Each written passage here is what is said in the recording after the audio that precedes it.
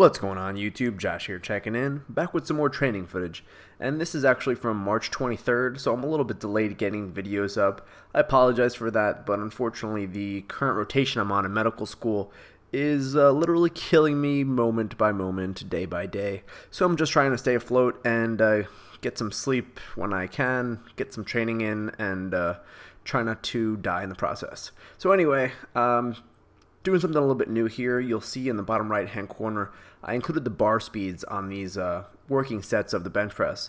So that's measured with the push strength device. If you haven't already seen the video review of that, I'll link that below in the description box. So anyway, what you'll notice in general, my first two reps are pretty good. The speed seems to be pretty consistent in the 0.3 meters per second range, but that third rep tends to be quite a bit lower. And that's kind of just a product of fatigue, product of my lack of quality form in the bench press, inefficiencies, all of the above. So one thing that I would happen to be working on in this particular bench training session was my breathing. So previously, one thing that I had done was essentially take a breath with every single rep. And, my goal was to really just get all that intra-abdominal pressure, make sure that my core was tight, make sure that, I wasn't going to push out my arch and all of the above.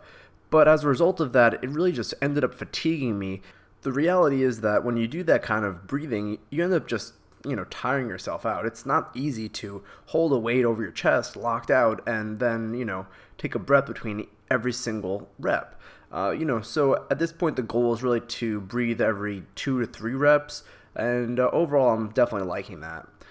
So if you've been paying attention to the bar velocities, you'll notice that as the sets progressed, I lost myself out of that 0.3 range. But one of the nice things actually is the fact that my slowest rep of each set, the last one, never dropped below 0.2. So even as my first 2 reps maybe got a little bit slower, I was always able to push that third rep fast enough. So basically, that part didn't really decrease significantly.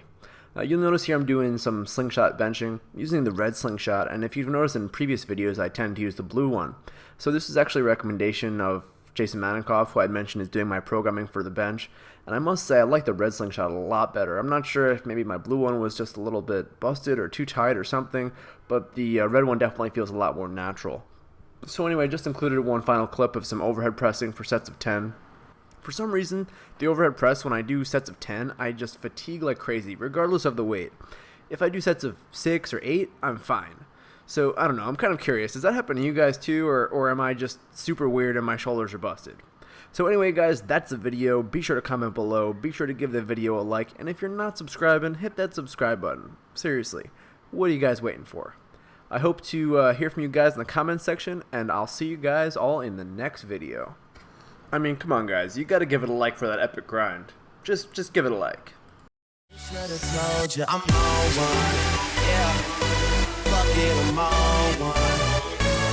Yeah, I said I'm on one. Fuck it, I'm on one. If somebody should've told you I'm on one. Yeah.